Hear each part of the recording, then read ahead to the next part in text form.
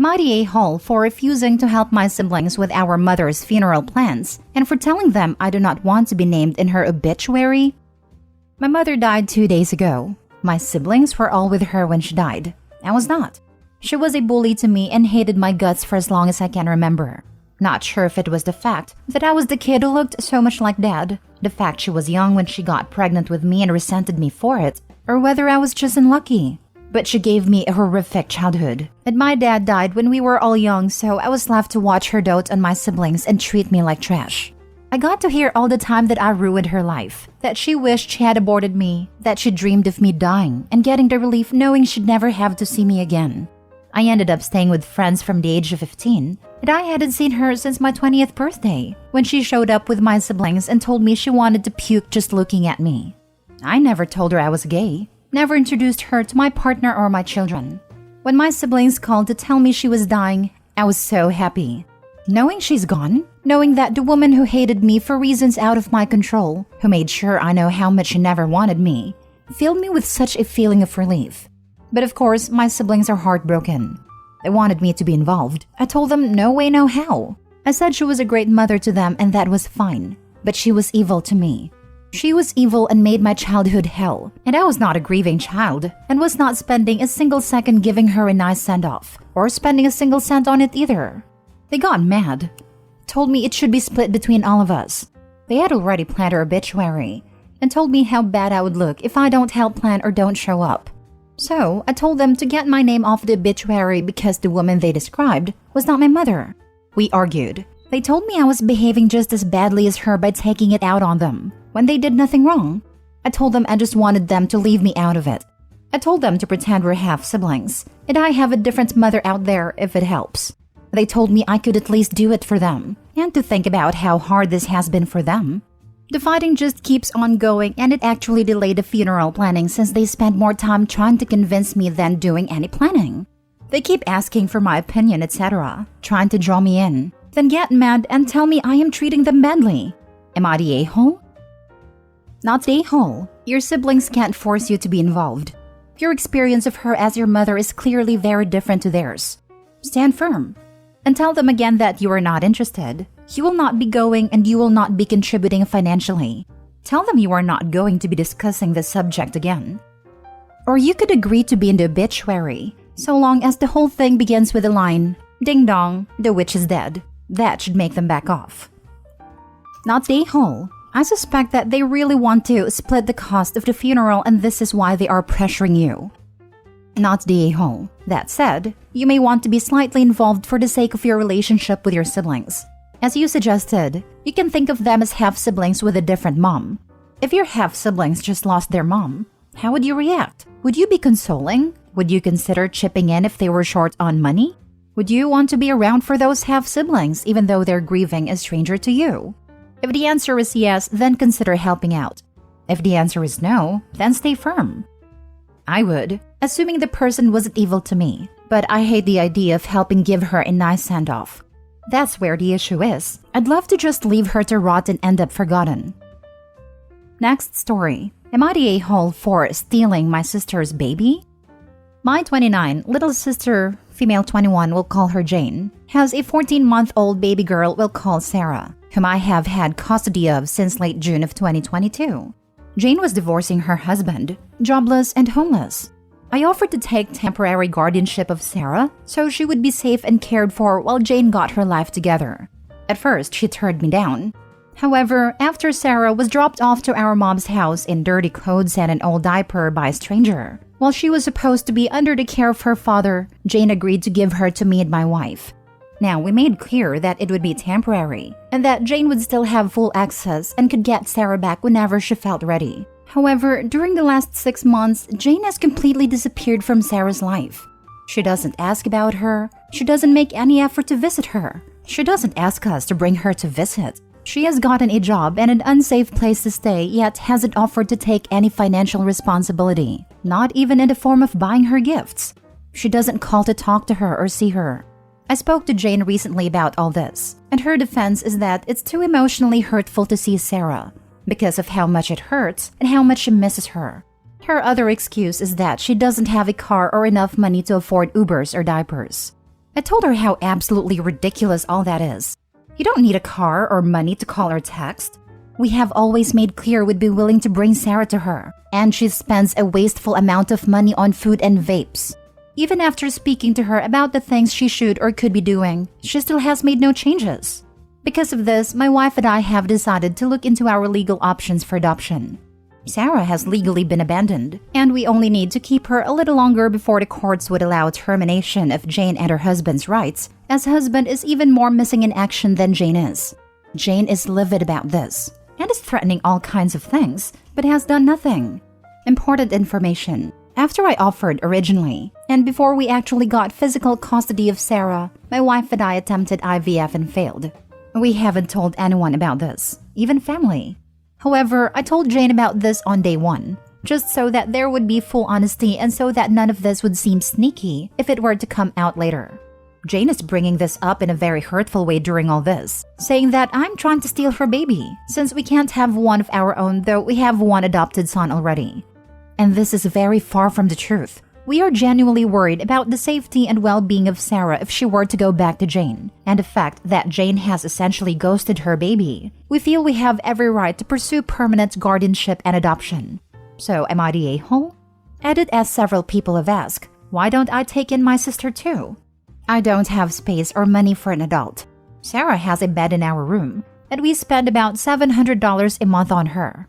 There is no way we could cover an adult too. And even if we could, she's not someone I would live with. She is a very unclean person, doesn't shower nor wash her clothes, and hangs out with junkies and other questionable people. She lost her last living situation because her roommate was arrested for possession of meth at home. My wife and I have a 7-year-old son, and now Sarah to protect. Not the a-hole. Saying you stole Sarah is just Jane's way of abandoning her child while absolving herself of the guilt. I imagine the emotions there are pretty complicated. Stop worrying about Jane or looking bad and take comfort in the fact that you are doing what is best for Sarah. Anyone who believes Jane over you isn't worth having on your team anyway. Good luck. Not the a-hole. I am an adopted kid. My mom was an addict and knew she wouldn't get her life together. Look, wait until she can legally sever ties and don't bring this up again.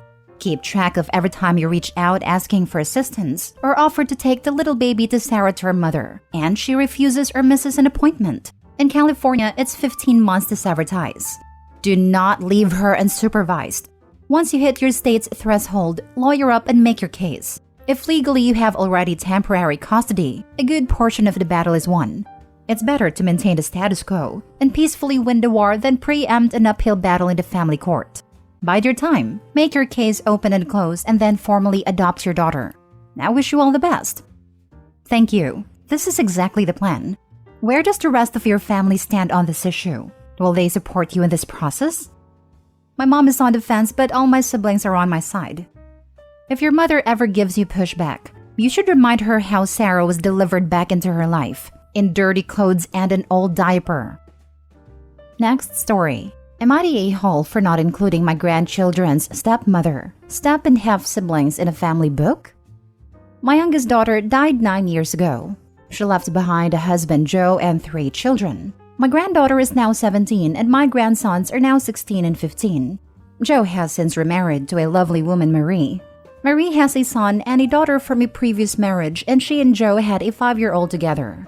We get along fine with Marie and the other children, though I would not say we are very close, and we are definitely not like we were when my daughter was alive. That appears to now be a problem. You see, there is a book, a scrapbook type of book, where we add new members of the family to it, and the children born get little updates about them until they're grown. It was started by my grandmother, and continued by my mother and now me. It's not in the best condition, but we cherish it in the family, and those who are gone. When we look back, there's little memories in there to make us smile. Well, I do not have Marie or any of her children in this book, but they're aware of the book's existence from Joe and from my grandchildren. My oldest granddaughter and her partner became parents recently, and the book became a hot topic. And Marie was unhappy that my great-grandchild was included, but not her and her kids, because my great-grandchild is not related by blood. Joe told me the kids would love to have their whole family added to it, but then my grandchildren claimed something different, and it has become such a mess. Joe, Marie and I eventually sat down to discuss it, and they told me they feel like Marie and the kids should be shown full acceptance as part of the whole family and included. Marie also added that she should be added where Joe is, which is Paige's joint to my daughters, and I said that would never happen. She told me and her kids are just part of my family, but I told her she is not. I made it very clear she will never be my daughter. Joe told me it would set a good example for my grandchildren, for them to fully embrace Marie and the children, to drop the need for step, and see that they are all accepted just as much as he and they are. And I told him I could not do that I love him, that I love my grandchildren, but I do not love Marie or their other children. That I like them and they are good to have around, but it is not the same. Now they're angry, while my grandchildren are upset their dad wanted Marie and the other kids to be in the book. Marie called me a terrible grandmother in person, and that she had told her kids I was grandma, and now I had made their lives so much more terrible. Am I the a-hole? Now for the comments. Not the a-hole. This woman is basically a stranger to you. You don't owe it to her to be added in the family book. And your grandchildren understand this as well. The issue is Joe and Marie. I imagine the grandchildren are hurt and feel like she's trying to shove into their memories of their mother. Love that dad lied about his kids' feelings too. Glad grandma asked them directly. I don't understand these people who marry a widow/widower and can't accept they're a widow/widower. Like, just marry someone who doesn't have that baggage if you don't want to deal with it. Not the a-hole. This is a very clear-cut case of not the a-hole. Marie and her children are not related to you by blood. Marie is not married to your son or daughter. Marie is married to your late daughter's widowed husband. Joe only happens to be in the book because he was married to your daughter, who has since died. Joe, too, has no connection to you anymore. Since your daughter is no longer around to have a say, her children need to do that for her. And they have. They don't want Marie and her children in this book. Joe should be happy that you're continuing the tradition for your daughter's children. For his older children, his mother has died, and so should Marie. If Joe and Marie care so much, they should have started a new book years ago for their own blended family. But they cannot demand that extended family members do the same. This is yet another case of step-parents trying to force relationship with their stepchildren.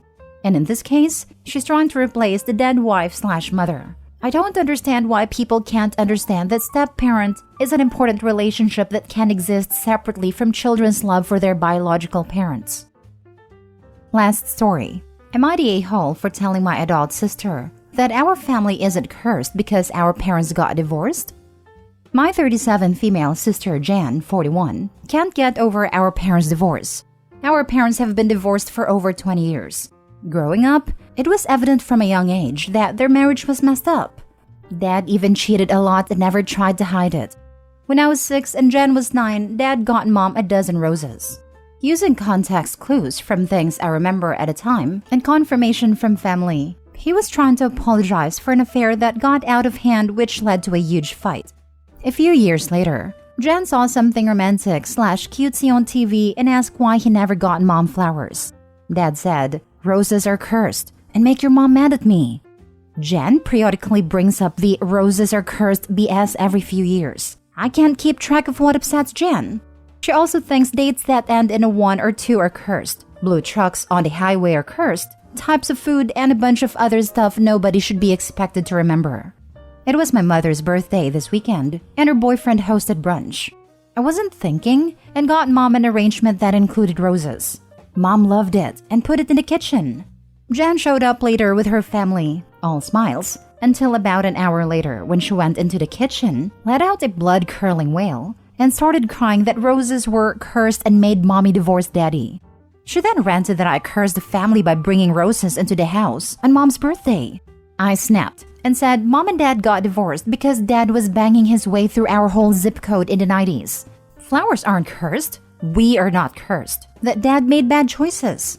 And if she couldn't come to terms with that, then she needed to seek treatment because her behavior wasn't acceptable or normal.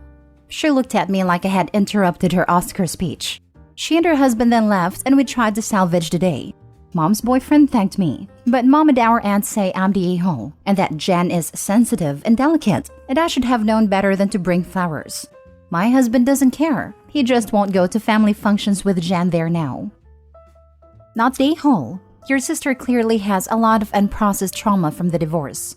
This is absolutely not normal for a grown woman to react this way 20 plus years later. She needs serious therapy.